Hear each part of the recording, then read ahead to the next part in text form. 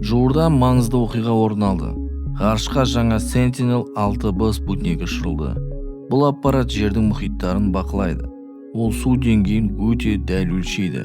Мұхиттың көтеріліп немесе төмендеп жатқанын нақты көрсетеді. Бұл мәліметтер ауа райын болжауға көмектеседі.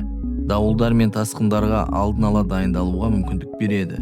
Жағалаудағы қалаларды қорғауға да әсер етеді. Sentinel-6B соңғы 30 жылда жиналған деректерді жалғастырады. Ол жер мұхиттарының 90%-ын бақылап отырады. Бұл жобаны НАСА және Еуропаның бірнеше ғарыш агенттігі бірге жүзеге асырған. Олар климаттың өзгеруін жақсырақ түсіну үшін күшін біріктірді. Жаңа спутник бізге жердегі өзгерістерді ғарыштан бақылауға көмектесетін үлкен қадам.